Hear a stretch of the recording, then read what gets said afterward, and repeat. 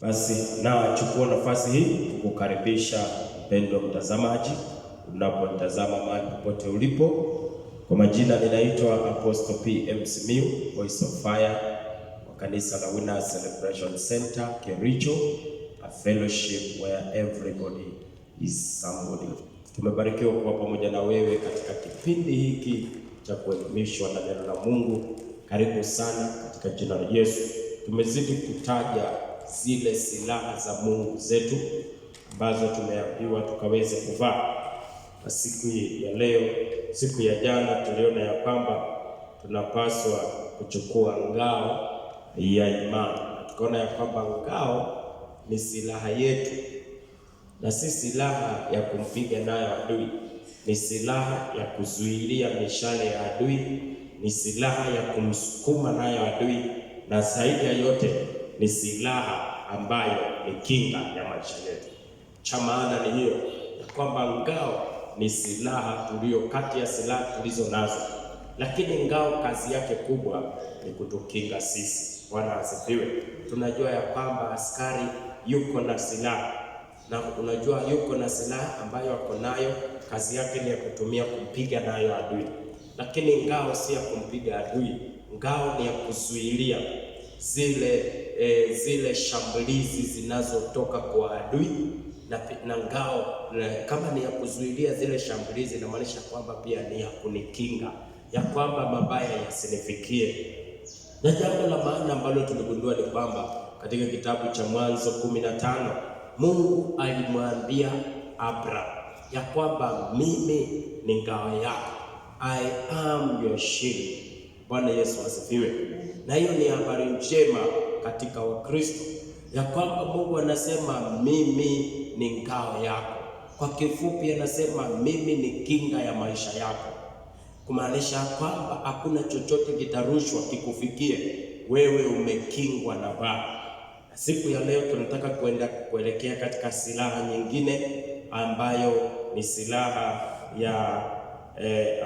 yetu sisi, ambayo itatusaidia kushinda vita ambavyo tunaendelea navyo. Tunasoma kitabu cha Waefeso 6:17. Maandiko yanasema tena. Bwana Yesu asifiwe sana. Mstari wa 16 ikiongea kuhusu ngao ilisema zaidi ya yote. Bwana asifiwe sana. Ilisema zaidi ya yote mkiitoa ngao ya imani. Bwana Yesu asifiwe. Lakini kuhusu hii silaha tunayosoma chapter 6 verses 17 nasema tena ipokeeni. Bwana asifiwe sana. Tena ipokeeni chepeo ya wokovu. Bwana asifiwe sana. Sasa silaha yetu ya 5 natumai ambayo tunaongea kuhusu ni chepeo ya wokovu, the helmet of salvation. Helmet of salvation. Bwana asifiwe sana.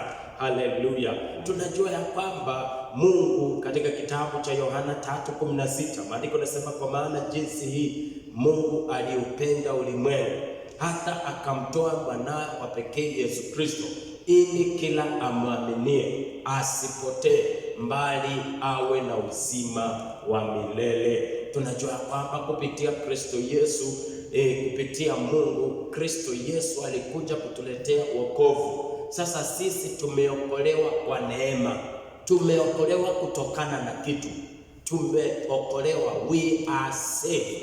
Bwana Yesu asifiwe. Wakati nyumba inaungua, kile ambacho watu tunaenda kufanya, tunaenda kuokoa wale watu. Wakati mtu ameingia kwa shimo, kenye tunafanya tunaenda kumuokoa. Wakati gari zimepata ajali, wale watu ambao wako pale, pengine ni basi imepata ajali, ile basi ikabingirika, wale watu wote walio karibu huwa wanakimbia pale, kenye wanasema wacha tuende tuokoe maisha ya watu. Bwana asifiwe sana. Huwa niliona juzi ya kwamba gari ilikuwa imefanya ajali na ikafinya mtu. Nikawa nikimwona mpendwa mmoja akiambia wengine, tafadhalini tufanyeni haraka tuokoe maisha yake. Bwana asifiwe sana. Huwa ninaona ambulance inakuja mbio kuchukua watu, inawakimbisha, wanasema tufanye haraka tuokoe maisha yake. Yaani tumuepushe na hilo jambo. So huwa wanasema tuokoe maisha yake na kifo, tuokoe maisha yake na kuvuja kwa damu kumwagika. Bwana asifiwe sana. Na kama ni moto inachoma nyumba, twendeni tuwaokoe ili wasichomeke na moto. Twendeni tuokoe vitu. Bwana asifiwe sana. So utapata mtu anasimama anasema kwamba mimi nimeokolewa kutoka kwa moto. Bwana Yesu asifiwe sana. Mtu atasimama aseme vitu vyangu vingechomeka vyote, lakini vimefanya nini? Nimeviokoa, nimeviepusha. Haleluya. Nimeviepusha na kile kibaya ambacho kilikuwa kikitendekea. Kwa mfano mtu anaposema ya kwamba nimeokolewa kutokana na ile moto, kumaanisha kwamba ile moto ingeniteketeza, ingenichoma, ingenimaliza. Lakini nimeokolewa kutokana nayo. Nimeokolewa kutokana na makali yake. Nimeokolewa kutokana na ubaya wake. Nimeokolewa kutokana na vile hiyo moto ilikuwa inifanyie. Sasa nimeokolewa, haitafanyika kwangu. Wapendwa, maandiko inasema kwamba roho itendayo dhambi itakufa, kwa maana mshahara wa dhambi ni mauti. Kitabu cha Warumi kinasema hivyo. Na sasa sisi tumeokolewa. Tumeokolewa na nini? Number 1, tumeokolewa na kifo. Tumeokolewa na mshahara ya dhambi, maana sisi tulikuwa tunaelekea jehanamu, tulikuwa tunaelekea kwa mauti, lakini Mungu akaona hapana. Tulikuwa sisi hatuelewi, tulikuwa vipofu, tulikuwa tunamfuata Mungu wa dunia hii, tulikuwa tumepofushwa, tulikuwa tunafuata tamaa za ulimwengu, tulikuwa tunaongozwa na hisia zetu za kibinadamu, tulikuwa tunafuata tu maovu, lakini hatukuwa tunajua ni mabaya. Na hiyo njia tulikuwa tunaenda, Mungu akaangalia kona hii njia itawafikisha pabaya, na ndio maana akamtoa mwanawe wa pekee Yesu Kristo.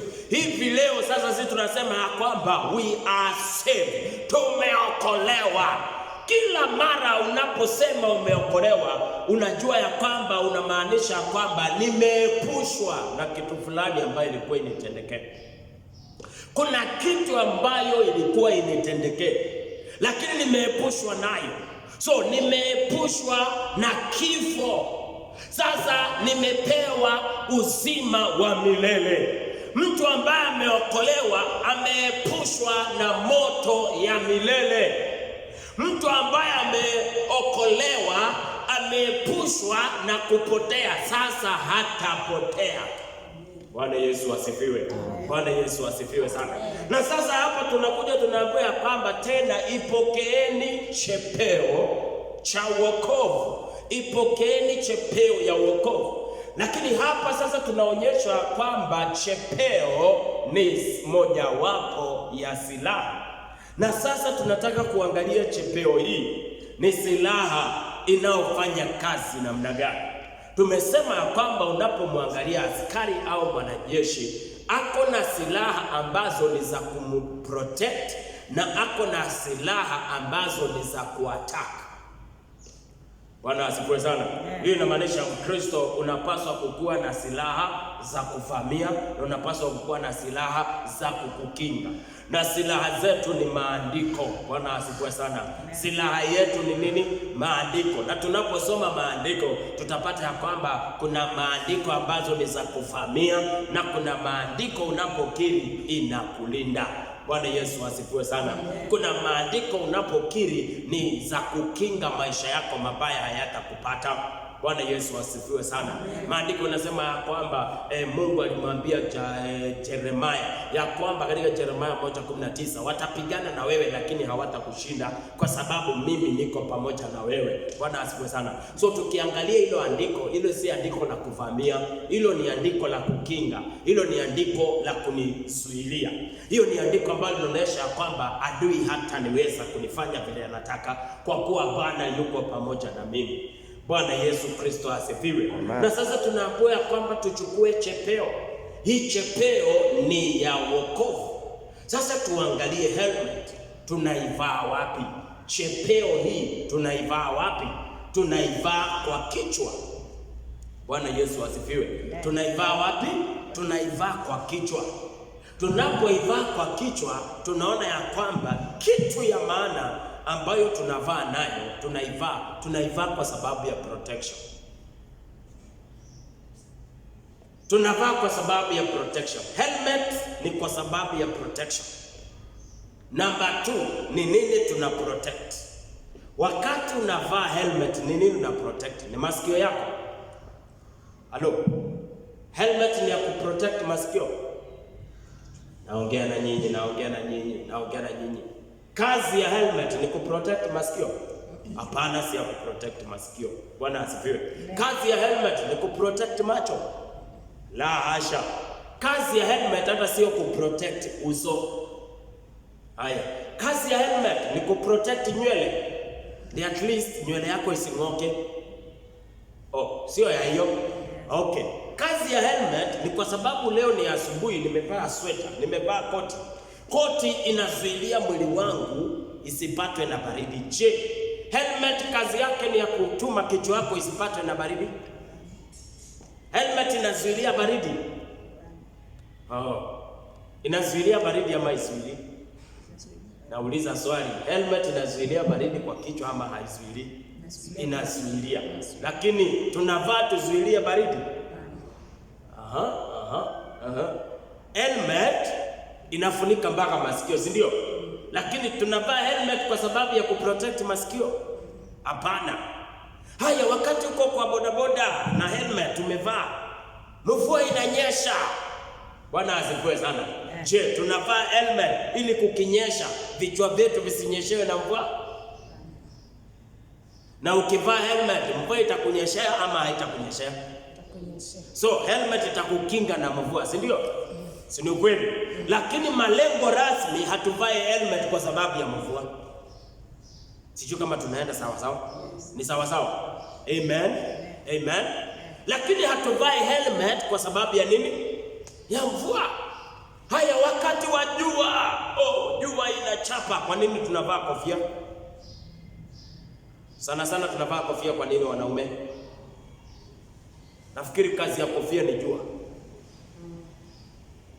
Rasmi kazi ya kofia ni jua. Atakwambia mimi jua inanichoma sana. Ndio maana iko na kitu hapa. Ni kwa sababu ya jua. Je, ukivaa helmet itakuprotect na jua ama haiwezi? Jua itakupiga direct? Haiwezi, si ndio? Hata kukua na jua kali. Mwingine akisema hii jua ni kali, wewe utasema jua si kali, mimi nimezuili. Lakini hatuvai helmet ili jua isituchape. So tumeona ukivaa helmet inakukinga na mambo mengi. Lakini hauvai kwa sababu ya hiyo vitu. Kwa nini unavaa helmet? Hebu niambie, kazi kubwa ya helmet ina protect nani kwa hii kichwa yako? Ni nini huwa tuna protect na helmet? Maana kuna kitu kimoja tu tuna protect. Tuna protect nini? Brain. Mwajua hivyo? Hakuna kitu kingine. Helmet kazi yake kubwa ni kuprotect nini? Brain. Kwa sababu ukiwa kwa bodaboda, obvious ukianguka ni nani anaenda chini? Ni kichwa anaenda chini. Na tunajua kichwa ikigonga mara moja ni nani anaharibika? Macho itaharibika? Macho haiharibiki, masikio haiwezi haribika. Ni kitu kimoja tu itaharibika, ni brain. So mara nyingi tunaona mtu ameanguka, akagongwa kichwa, damu ikateremka ikaingia wapi? Kwa brain yake, kwa akili, si ndio? Na tunapata ya kwamba damu ikishafika kwa brain anakuwa na problem. So tunavaa helmet ili to protect brain, because you cannot operate without your brain. Unaweza kosa kuoperate na vitu vingine, lakini brain yako ikiondoka, basi wewe maneno yako ni mbaya. Unakuwa affected. Hali yako inakuwa si nzuri. Inaweza ika-affect hata maumbile yako, vile unakuaga. Inakutoa kwa usawa, unakuwa mtu sasa alizaliwa akiwa si sawa. Kwa hivyo tumeambiwa tuchukue chepeo cha wokovu. Hii ni kumaanisha chepeo cha wokovu kuna kitu ina protect katika maisha ya mwanadamu. Kuna kitu ambayo ina protect, ambayo pia kwa sababu ni silaha ya protection, kuna kitu ambaye adui anajua nikigonga hiyo nimemchanganya. Na tunajua ya kwamba brain yako ikiwa affected, future yako imeharibika, maisha yako imeharibika. Nimeona watu wako na magonjwa ya kansa lakini maisha yao bado hayajaribika. Sijui kama ni ukweli. Nimeona watu wako na kansa lakini bado wanaendelea kufanya vitu vyao wakiwa soba. Nimeona watu wakiwa na magonjwa aina nyingi lakini wanaendelea kufanya mambo yao wakiwa soba, lakini nimeona watu walio na shida ya akili, mambo sio sawa.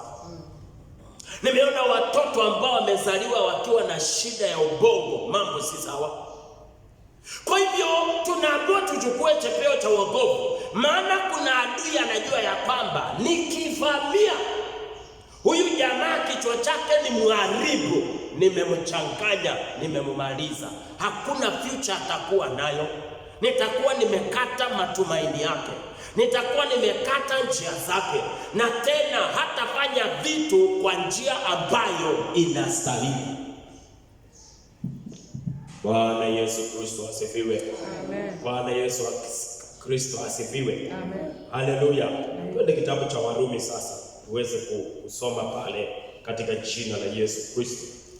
Warumi 12 tunapata pale andiko katika jina la Yesu. Sasa tunaongea kuhusu akili ya kiroho, ndio tunaongea kuhusu ambayo inafahamiwa katika jina la Yesu. So tunapoongea kuhusu helmet, kumbuka hatuvalishi hii kichwa ya kawaida. Bwana asifiwe sana. Tunaongea kuhusu kichwa ya kiroho, tunaongea kuhusu nafsi yako. Biblia inasema hivi, kitabu cha Warumi 12:1. Biblia inasema ya kwamba basi ndugu zangu, na wasihi kwa huruma zake Mungu. Kuhusiana na hii Mungu, Paulo anawasema, ninawasihi kwa huruma zake Mungu, itoweni miili yenu iwe dhabihu iliyo hai, takatifu na ya kupendeza Mungu, ndio ibada yenu yenye maana. Jambo la kwanza ambayo Paulo anawasihi hawa watu, anawaambia jitoweni tafadhali, jipeaneni kwa Bwana. Bwana Yesu asifiwe sana. Jambo la kwanza tunapaswa kuelewa ya kwamba Mungu alimpatia Kristo sisi. Kristo akituokoa pia sisi tunahitaji kujipeana kwa Kristo. Mtu yoyote ambaye ameokoka anastahili kujipeana. Bwana Yesu asifiwe. Mungu alitupatia, tukishaokolewa hata sisi tunajipeana. Lugha nyingine ya kujipeana, tunajitoa. Na Biblia inatusihi tujitoe, tutumike kwa kazi nzuri. Na pia sisi kama wachungaji huwa tunasihi watu wajipeane kwa kazi ya Mungu. Lazima ujipeane ili ukaweze kumtumikia Mungu kwa njia iliyo nzuri. Hatua ya kwanza ni wewe kujipeana. Kama wewe ni mwimbaji, Mungu amekuita katika njia ya uimbaji, unahitaji kujipeana katika huo uimbaji. Na ukipatana na watu ambao wanatumika kwa kazi ya Mungu kwa kujipeana, utapata ya kwamba kazi ambazo hao watu wanafanya, utapata ya kwamba hao watu wanaenea sana. Utapata ya kwamba utakuwa unafurahia kazi zao. Maana mtu afanye kazi kwa kujipeana, huifanya kwa moyo. Bwana Yesu asifiwe sana. Huifanya kwa moyo, anafanya kwa moyo wake wote. Na Paulo anaanza kwa kutusihi wapendwa ya kwamba itoweni miili yenu, jipeaneni tafadhali. Bwana Yesu asifiwe. Jipeaneni kwa Bwana, jipeaneni kwa ajili ya kazi ya Bwana, jipeaneni kwa ajili ya mabadiliko. Mstari wa pili ndio anagusia somo letu la siku ya leo. Maandiko yanasema ya kwamba wala msifuatishe namna ya dunia hii. Tunajua ya kwamba tunapata komandi ya miili yetu, inapata komandi kutoka kwa akili yetu, kutoka kwa mawazo yetu. Ninawaza kufanya jambo, ndio ninafanya. Ninawaza kufanya jambo, ndio ninafanya. Kwa hivyo nitawaza kwenda Nyagachondo, niende Nyagachondo. Kwa hivyo ni mawazo yangu. Vile ambavyo mawazo yangu imewaza, ndivyo mwili wangu unafuata na kufanya. Jina la Bwana litukuzwe. Bwana Yesu asifiwe. Na sasa anasema ya kwamba wala msifuatishe. Sasa tunapata neno kufuatisha. So tunaona ya kwamba chepeo cha wokovu ni silaha ambayo ni kinga kwetu cha kutuma ya kwamba tusiweze kufuatisha vitu vile ambavyo tunataka ama namna ya dunia hii. Maana kama kuna shambulizi ambalo shetani anashambulia wapendwa, anashambulia mawazo yao ili wasifuatishe namna ya kimungu, wafuatishe namna ya kidunia. So mashambulizi yako katika mawazo yako ya kiroho ambao ni nafsi yako. Hapo ndipo mashambulizi yako. Na ndio maana tumeambiwa chukueni chepeo it will protect you. Kulingana na mishale yote itakayolengwa ya kukuvamia ili uanze kufuatisha namna mbaya, kumaanisha kwamba kuna kitu itafanyika kwako uchange vile unafanya vitu. Anasema ya kwamba wala msifuatishe namna ya dunia hii. Tunamuita shetani ni mungu wa dunia hii. Bwana Yesu asifiwe. Sio hii dunia tunayoiona, lakini yeye ni mungu wa dunia hii. Hali isiyokubaliana na Mungu, hali isiyokuwa na Mungu, njia zisizokuwa na Mungu. Yeye ndiyo mungu wa hiyo dunia. Na sasa kazi yake ni kuvamia Wakristo wawe waseme wameokoka, lakini mienendo yao ni tofauti. Leo tuko na watu wengi wameokoka, lakini vile wanafanya vitu haifanani na wokovu wao. Sijui kama umeona kitu kama hiyo. Leo tuko na watu wameokoka, lakini wanatafatisha namna ya dunia hii. Jana niliangalia muziki moja ya, nafikiri ni sehemu za Tanzania, mtoto mdogo ameimba wimbo. Na huo wimbo ameimba, kuna mwimbaji wa dunia ameimba huo wimbo na umetia fora sana. Sasa yeye ameenda amechukua hizo instrumento vile imechezwa peke yake, wakatoa sauti ya yule mwimbaji, kisha wakaichukua wakaweka mambo ya kimungu. Hiyo ni kufuatisha namna ya dunia. Hauwezi ukachukua vile mchezaji wa miziki ya ulimwengu amecheza exactly, unatoa tu maneno yake, alafu unachukua ile uchezaji, wewe unaweka maneno yako, unaweka maneno ya Mungu. Wacha nikuambie, hiyo ni kufuatisha namna ya dunia. Sasa nikawa nimeona likes ni nyingi sana, na kwa sababu alikuwa anaimba kwa crusade, watu wakakuja wakafurahia. Mimi nilisema sifurahii hiyo, kwa sababu nilisema mentor wa hiyo kitu ni nani? Ni nani alikaa chini akatunga hiyo uchezaji? Ni nani? Ni mwimbaji wa ulimwengu. Sasa wewe umekaa umekosa kanisani, wewe umekosa kuwa mtunzi wa uchezaji wako, umeenda umechukua utunzi wa uchezaji wa ulimwengu, ndio umeenda umeichukua ya hiyo, mpaka huo uchezaji ukichezwa mtu atajua hiyo ni nyimbo ya ulimwengu. Huyo mwimbaji wa hiyo nyimbo za ulimwengu akipita nje ya kanisa, akisikia hiyo michezo inachezwa hapa ndani, kweli yeye hata atakubali kuokoka? Maana atasema uchezaji wangu unachezwa mpaka kanisani. Atasema watu wameokoka wananiiga mimi. Mimi ni mtu ambaye nikicheza uchezaji wa muziki yangu, watu wa kanisa ambao wameokoka wanakimbia wanachukua hiyo uchezaji wangu, alafu wanaweka muziki yao, wananitegemea mimi. Huyo ndugu ni nani ataenda kumhubiria? Kwa sababu alichonacho wewe umefuata, ulichonacho yeye hajafuata. Ni nani anafaa kupata mwingine? Ni nani anapaswa kuiga mwingine? Sisi hatupasi kufuata bila ulimwengu inafanya. Ulimwengu inapaswa kutuiga sisi. Bwana Yesu asifiwe. Shida iko wapi? Watu wamekosa kuchukua chepeo ya wokovu. Sasa wamevamiwa, wako kanisani, lakini wanafatisha namna ya ulimwengu. Angalia katika ulimwengu wa sasa, nilikuambia fashion za nywele watu wa kanisani wamezitoa nje kwa watu wa ulimwengu. Fashion ya mavazi nilikuambia watu wa kanisa wanaiga nje. Na ukikizidi wanaiga wana miziki. Vitu vingi vile vinafanywa kanisani, enda uangalie chanzo chao nini. Maandiko inasema ya kwamba imani chanzo yake, oh haleluya, imani chanzo yake ni kusikia neno la Kristo. Chanzo cha mambo unayofanya ni nani? Chanzo cha imani yetu ni Kristo. Lakini leo angalia kanisani, chanzo cha mambo mengi yanayofanywa kanisani, chanzo chake ni giza, sio mwangaza. Leo tuko hapa kuchambua shida hiyo inatoka wapi. Leo tuko hapa kuchambua kwa nini waimbaji wako kanisani na si watunzi.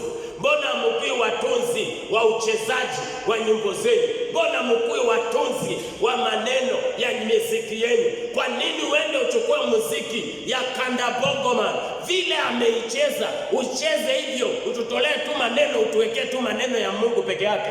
Hiyo sio muziki ya kutufurahisha hata kidogo. Maana tukikuangalia tutajua ya kwamba wewe unafuata ulimwengu badala ya ulimwengu. Tusikie wameanza kuchukua vitu ya kanisa, wameanza kuiga. Shida iko wapi?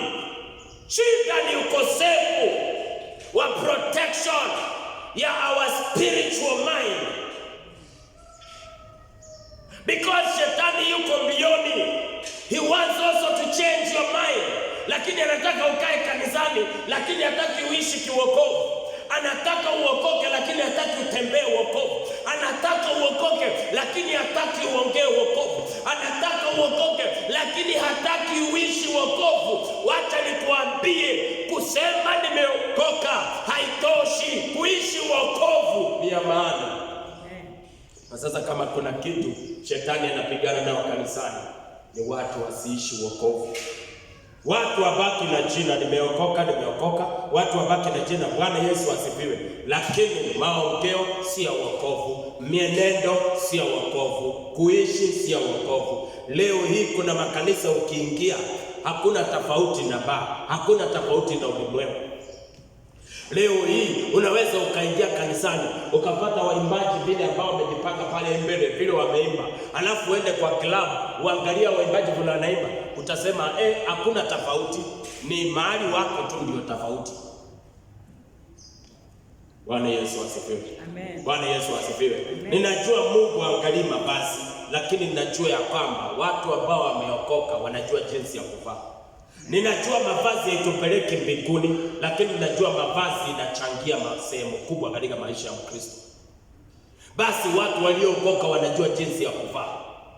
Bwana Yesu asifiwe. Malaya anajua jinsi ambavyo anapaswa kuvaa, kwa sababu anajua nguo iko na kazi. Hata kama Mungu angalii vile ambavyo tunavaa, lazima tuelewe ya kwamba mavazi pia inaongea. Hata kama Mungu angalii mavazi, lakini pia mavazi inaongea. Ukipatana na polisi, utajuaje ni polisi? Mavazi.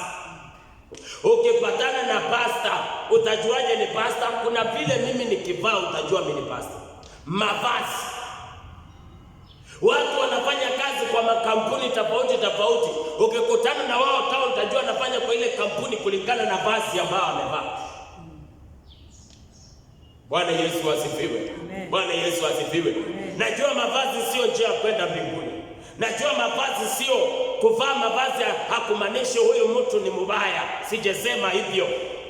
Lakini nasema ya kwamba mavazi inaongea. Na wapendwa ambao wameokoka, kuna vile wanapaswa kujua jinsi ya kuvaa. Na tangia mwanzo Biblia imeongea kuhusu mavazi. Haijaongea upande wa wanaume, imeongea upande wa wanawake. Maana kuna shida huko. Kwani hata leo shida ya mavazi iko wapi? Iko kwa wanawake, sio wanaume. Kila mara tunapoongea kuhusu mavazi, hatuongei kuhusu wanaume, tunaongea kuhusu wanawake. Hakuna siku utatembea town upatane na mwanaume amevaa akushangaze, lakini leo utatembea upatane na msichana vile amevaa ushangae, useme amevaa vibaya. Ni nini shetani anavamia? Wakristo wamekosa chepeo ya wokovu. Hawajaelewa umuhimu wa Islam. Chepeo cha wokovu ina protect maisha yetu ya grow, our spiritual brain inakuwa protected, ya kwamba shetani hawezi akachange mind yako ikafanya vile yeye anataka. Maandiko yanasema ya kwamba wala msifuatishe namna ya dunia. Kwa hivyo kazi kubwa ambayo chepeo inafanya, inakuprotect na zile attacks za shetani, zile arrows za shetani ambayo ikikudunga unaanza kuwaza kiulimwengu, ambayo ikikudunga unaanza kufuatisha namna ya dunia. Bwana Yesu Kristo asifiwe. Bwana Yesu Kristo asifiwe. Sasa unapata mpendwa akishavamiwa kwa sababu hakuvaa chepeo cha wokovu, amevamiwa, amepigwa, utapata ya kwamba sasa anaongea maongeo chafu na haoni aibu. Ni kwa sababu ameshavamiwa. Mawazo yake imevamiwa, mienendo yake inabadilika, anabadilika. Ako kanisani lakini anafanya vitu kwa njia isiyokuwa sawa. Leo hii tuko na watu wengi kanisani, lakini vile wanafanya vitu itakushangaza. Kwanza leo ujue ya kwamba hao watu nafaa kuambia, chukueni chepeo cha wokovu. You need to protect your brain. You need to protect your mind. You need to protect your spiritual mind so that the enemy asikuattack uwe kanisani lakini unafanya ulimwengu. Wala msifuatishe namna ya dunia. Shida tulio nayo siku ya leo ni pattern ya ulimwengu imekuwa tamu kwa wapendwa walio kanisani. Pattern ya ulimwengu imekuwa tamu kwa walokole. Walokole hawapendi pattern yao, our spiritual pattern, godly pattern. Haivutii Wakristo tena. Wakristo wanavutiwa na pattern ya ulimwengu. Vyashangaza watu wanakaa wako kanisani wameokoka lakini wanatamani sana kufanya vitu kama ulimwengu. Na ndio unaona Wakristo wengi, wapendwa wengi mmeokoka lakini kwa nyumba zenu ile muziki mnasikiliza ni muziki mbaya sana. Ni kanisani ukija tu unasikia injili za Yesu. Lakini kwa manyumba angalia zile muziki mnasikiliza, bado unapata ya kwamba unasema kweli yenyewe umeokoka, lakini kivutio chako nyimbo za ulimwengu inakuvutia sana. Ni kwa sababu kuna shambulizi ambao umefanyiwa na hili shambulizi linakutuma sasa unavutiwa na mambo ya ulimwengu. Watu wako kanisani lakini wanavutiwa na ulimwengu. Bwana Yesu asifiwe. Ni kwa sababu they have not protected their mind. Wameachana na helmet of salvation. Hii helmet ndio itazuilia mishambulio ya shetani, haitapenya ambavyo kwa mawazo yako. Kesho tuanze kuona umeanza kuvaa tofauti. Kesho tuanze kuona vile unafanya vitu mpaka tunajiuliza unavyofanya si sawa na wokovu. Ni sawa utasimama useme umeokoka, lakini na sisi tunasema unavyofanya haifanani na wokovu ulionao. Sasa helmet of salvation ina protect our spiritual mind, our heart, our soul.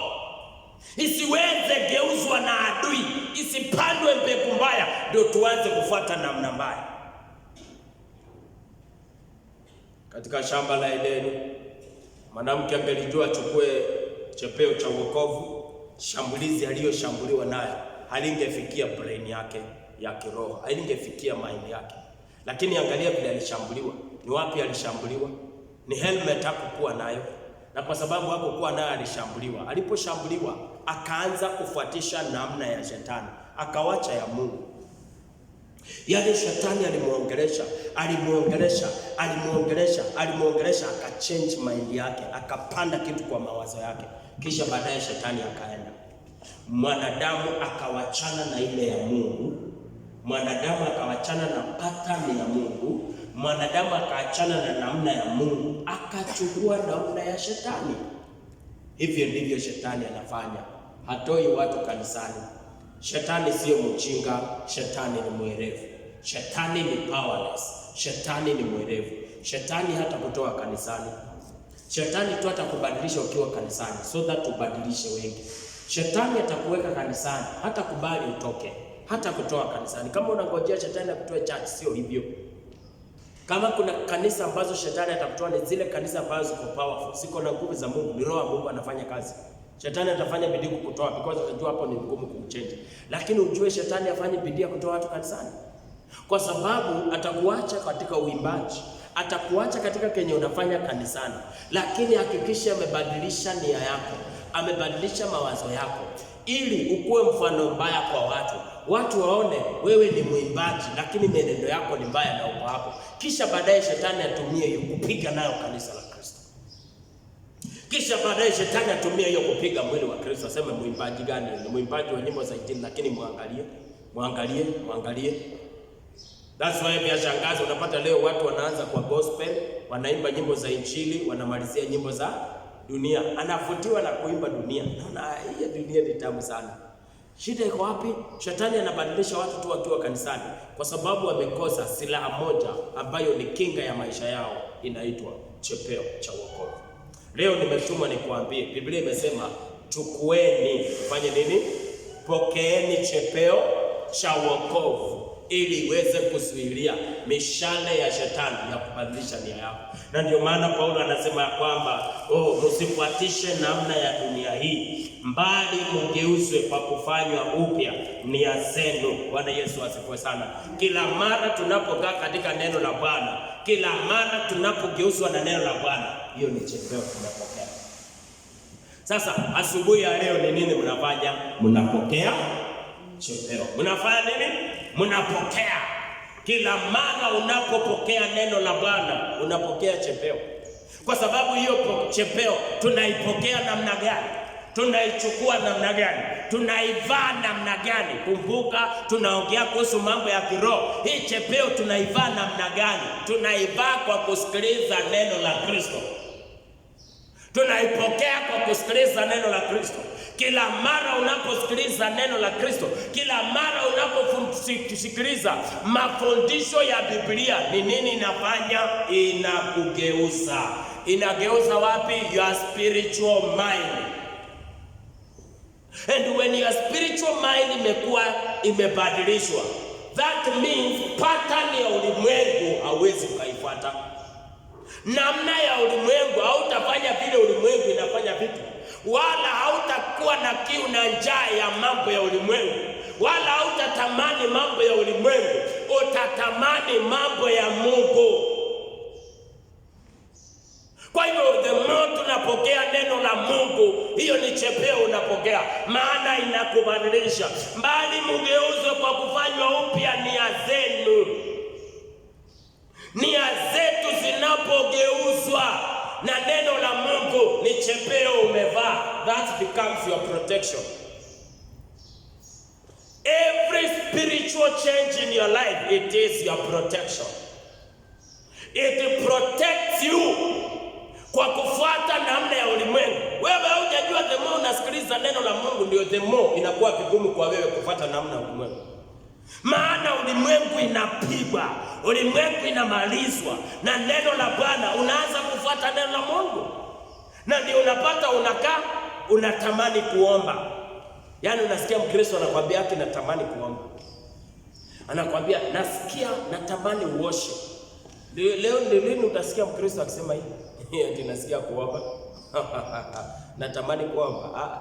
Aki nimekaa leo natamani, nahisi kusoma Biblia. Hizo vitu hakuna. Nahisi tu niende tu nikae chacha. Watu wanahisiki kwenda kukaa kwa kiwanja kwa Uhuru Garden. Nahisi aki nimekaa hapa, nahisi kwenda tu kukaa Uhuru Garden, nilale tu. Ni lini unahisi kwenda tu kukaa chacha? Angalia vitu zenye unahisi. Angalia vitu zenye unatamani. Angalia vitu zenye unatamani. Natamani crusade. Hizo hakuna. Hakuna vitu kama hizo. Angalia matamanio zenye watu wako nayo. Na ndio unaona wanasiasa washajua ya kwamba kanisa, baadhi ya kanisa imekuwa ni karatasi, inabebwa na upepo ya siasa.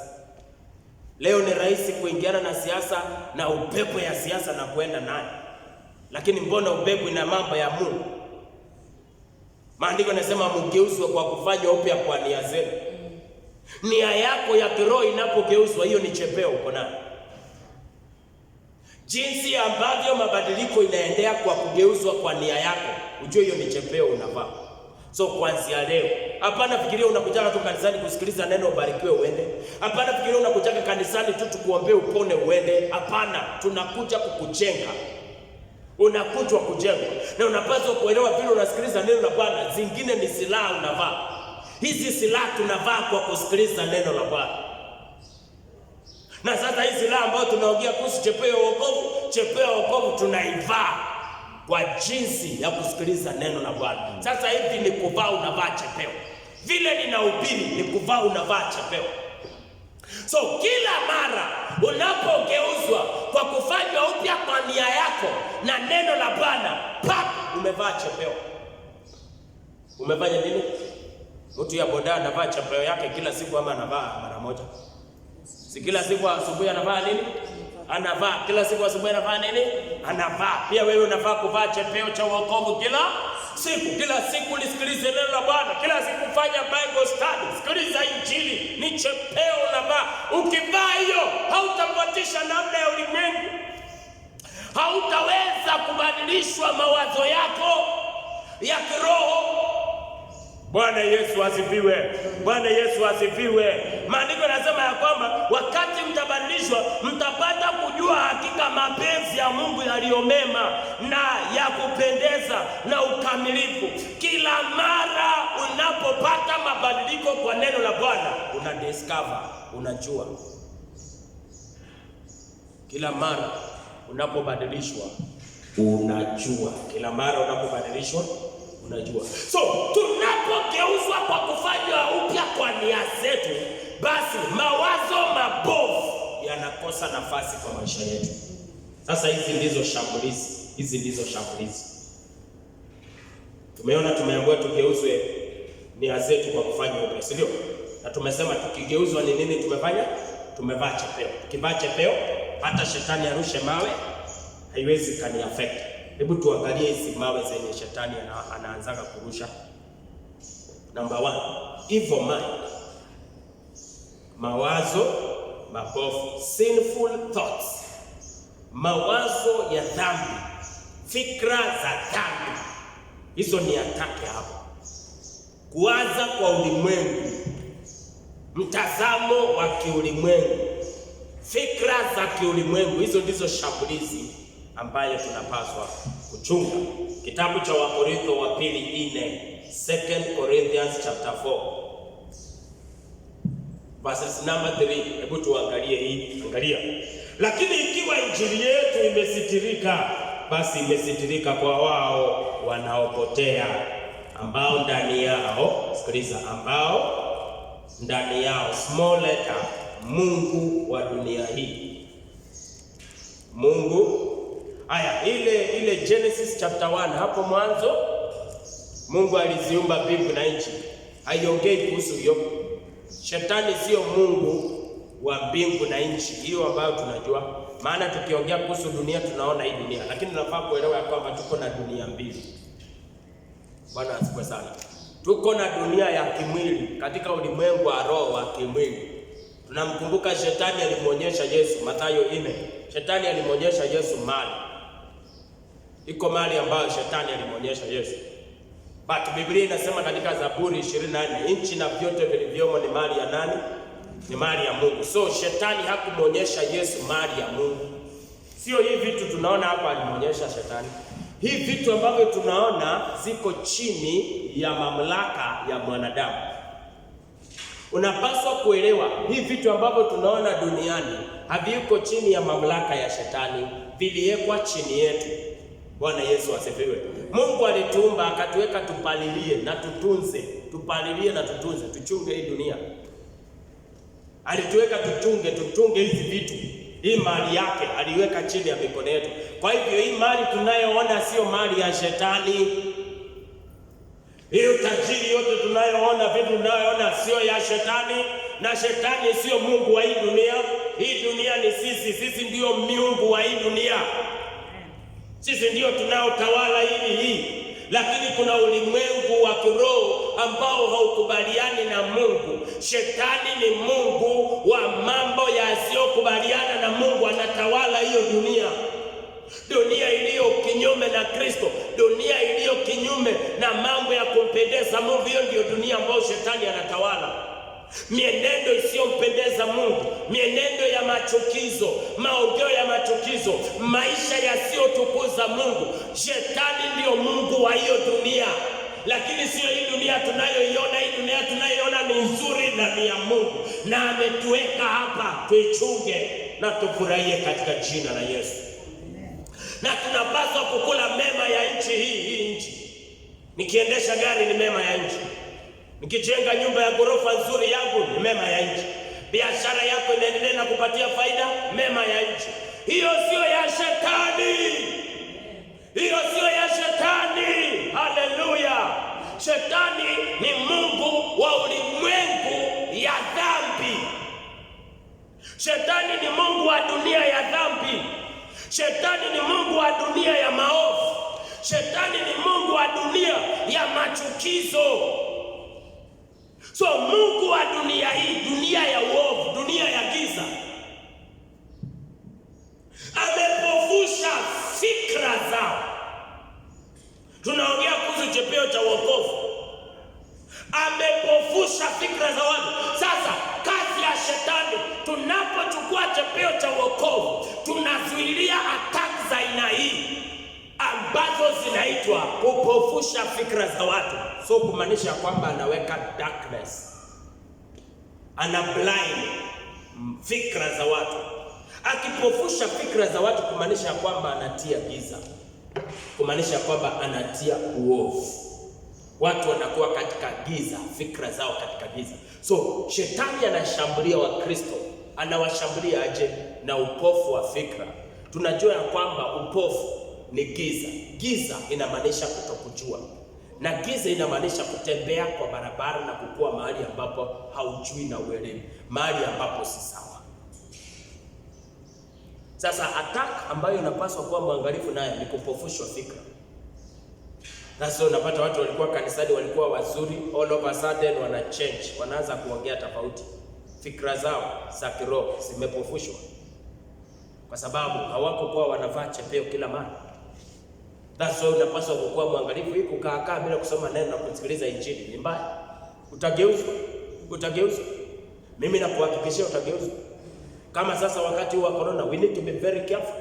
Tutafute namna zote. Ndio unaona wachungaji wanafanya bidii, wanahubiri online kuhakikisha wanakuchunga, kumaanisha kwamba wanataka kumnyima shetani nafasi ili asije kabadilisha wewe.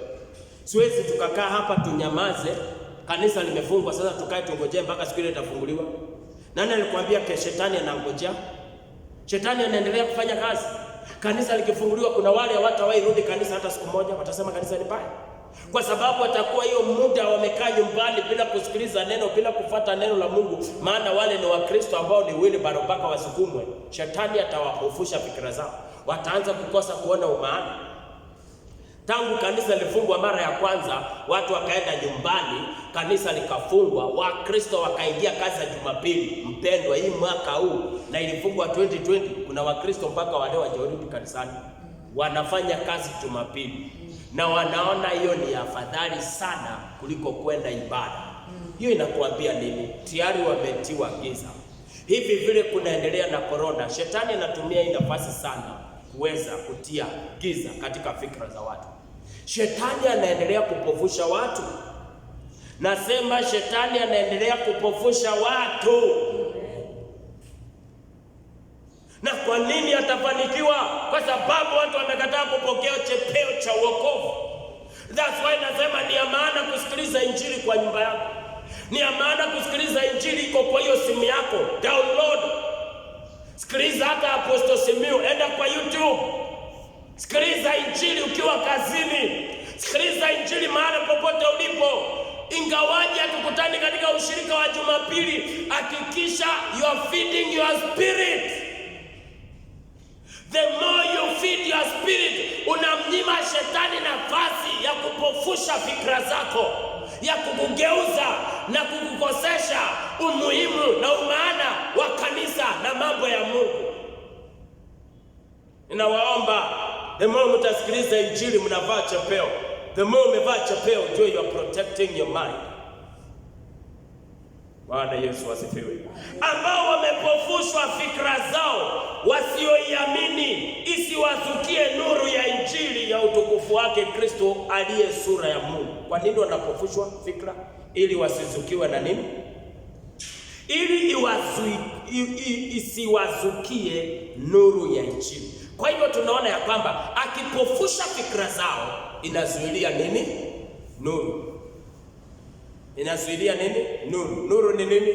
Neno la Bwana. Nuru ni Kristo. So kuna watu ni kizuizi iko kwa maisha yao, wasikubaliane na injili. na ni kwa Wakristo. Tuko na Wakristo ambao wameokoka na sasa injili haipenyi kwa maisha yao kwa sababu hawana chepeo cha wokovu. Mathayo 15:19 maandiko yanasema hivi. Tumaye unabarikiwa mahali popote ulipo katika jina la Yesu. Mathayo 15:19 nasema, kwa maana moyoni hutoka mawazo mabaya. Tunaongea kuhusu our spiritual mind, which is our soul. Unajua, we receive the word of God and we receive na hii mawazo yetu ya kibinadamu. Tuna receive na our spiritual mind, which is our soul. Bwana asifiwe sana. Kwa maana moyoni hutoka mawazo mabaya. So we need to protect. Na kenye kita protect mbegu mbaya isipandwe moyoni mwako ni chepeo cha wokovu, ukombozi wa nafsi yako. Maana shetani yuko mbioni kupanda mbegu mbaya.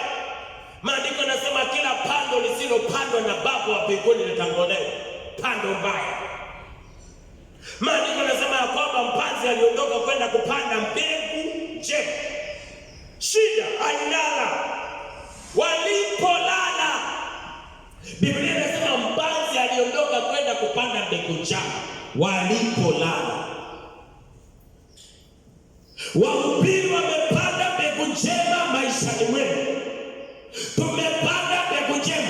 Ukilala magugu itapandwa katikati. Ukilala giza itapandwa katikati. Ikisha pandwa itamea mbegu mbaya.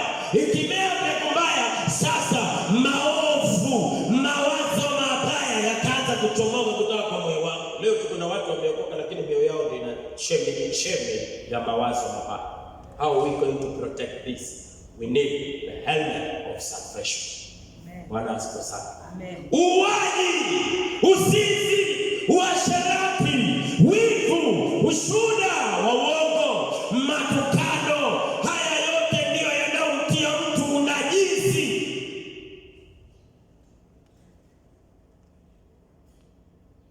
So we really need to protect our mind. Na kazi ya chepeo cha wokovu, it is for your protection. Nani alikwambia umeokoka sasa uishi vile unataka? Hapana. Unahitaji kuvaa hizi silaha. Na ndio maana hizi silaha tumeambiwa vaeni silaha zote. Ni kumaanisha tunapaswa kuvaa kila siku.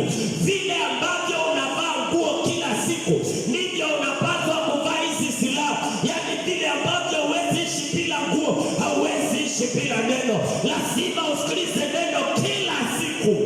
Ni kuvaa. Itatuprotect.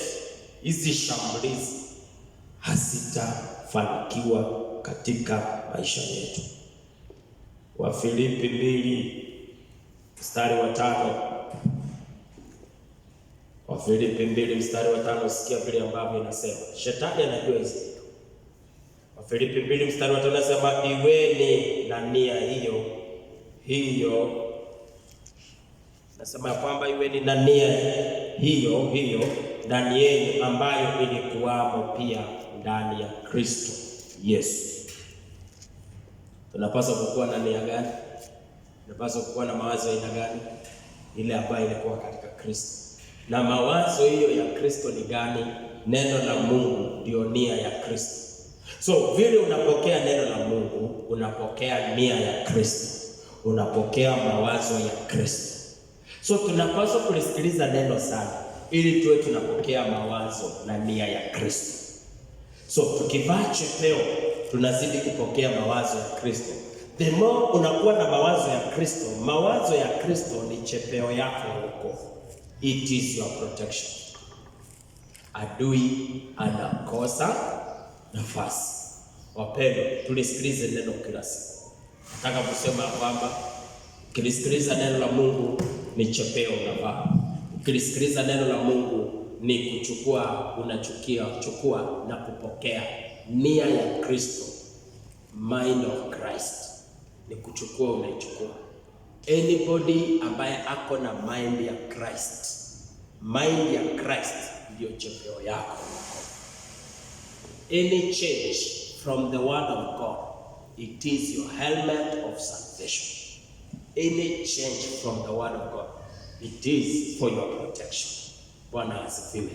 Nataka niongee na wewe ambaye unasema umeokoka, lakini unaishi ulimwengu, unaongea ulimwengu, unatembea ulimwengu, unafaki ulimwengu, unafanya mambo ulimwengu. Kuna tofauti ya giza na mwangaza, hazifanani. Kwa nini uko kwa mwangaza lakini unavaa giza, unaongea giza, unatembea giza? Hivi vitu mbili ipelekani. Si ati hujaokoka, mpendwa, umeokoka kwa sababu unamwamini Yesu, lakini kenye hujafanya, haujavaa chepeo cha wokovu. Wewe unasikiliza neno pengine Jumapili tu Jumapili, lakini haujatilia mkazo ya kwamba unapaswa kulishwa jinsi ambavyo unalisha mwili wako. Unaulisha na chakula kifungua kinywa, breakfast, asubuhi, lunch, supper. Na mchana mzima haiwezi pita bila wewe kurusha na kitu. Unakula mandazi, unakula miwa, unakula sausage. Vitu vingi hivyo tunakula ni ya mwili yako. Kwa nini hujajua hata wokovu unapaswa kulisha your spirit? You are supposed to feed your spirit. The more you feed your spirit, my brother, my sister, it becomes your helmet of salvation. It becomes your protection. Ili adui anapovamia kubadilisha mawazo yako, anakutana na kinga ambayo ni chepeo cha wokovu. Ninaamini ya kwamba unaweza ukabadilika, kwa sababu neno la Mungu limebadilisha wengi tena sana. Ni sawa ndio umefuatisha namna ya dunia, ni sawa umeishi hivyo, lakini hautaishi hivyo miaka yote.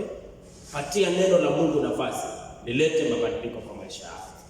Nimeshukuru sana kuwa pamoja na mimi. Mungu akubariki na Mungu akutende mema. Pengine uko hapo na unasema ungelipenda kuokoka, umpatie Yesu maisha yako ili akuokoe.